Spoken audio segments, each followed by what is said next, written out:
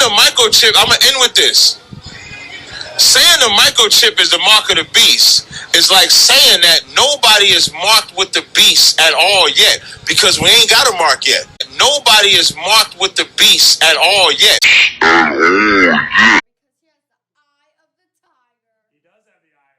Are you sure about that? What gave you the idea that you wanted to really be a walking computer?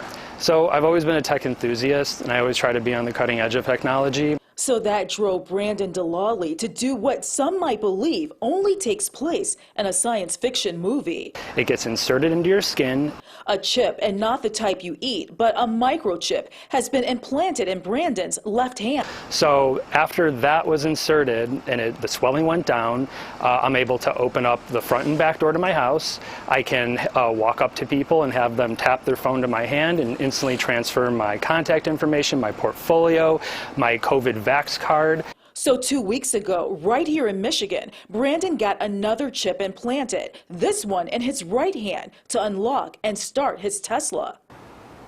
And if you think having chips implanted in your body requires a doctor or is costly, well, think again. The chips themselves are anywhere from between $200 and $300, and the install only ran me about $100 because you can go to a local piercing shop who will obviously agree to do the installation. All the programming and coding of putting the apps on the chip, that's all done by me.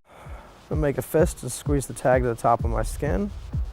When I approach the device, it opens the Facebook page I set it to.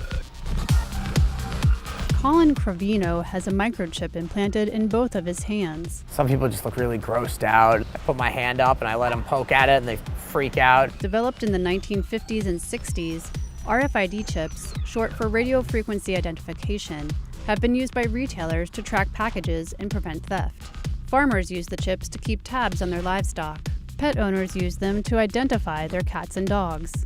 And lately, members of the so-called body hacker movement have been implanting RFID chips under their skin, programming them to perform various tasks.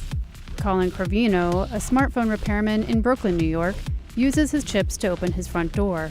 He found them on a website called Dangerous Things that sells implant kits and offers user tips. I came across it when I was doing research on the Samsung deadbolt that I bought.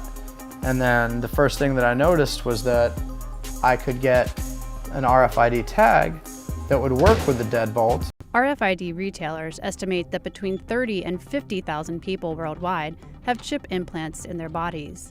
German tech consultant Andreas Sjöström used his chip as a boarding pass on a recent flight from Stockholm to Paris, and to get into an airport VIP lounge. Skeptics say the implants raise privacy issues and worry that strangers could tap into the information on a chip without the owner's knowledge.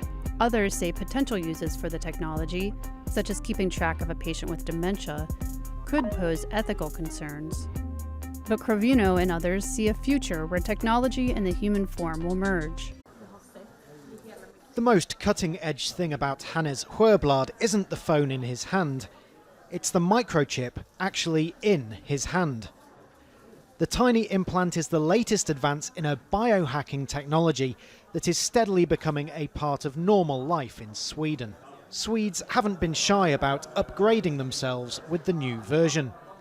Thousands already have microchip implants that they use in their daily lives, waving their hand to gain entrance to the gym, confirm their ID or make payments.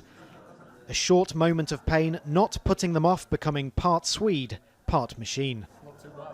This event is an implant party, simply where ordinary people can show up and get a microchip embedded under their skin.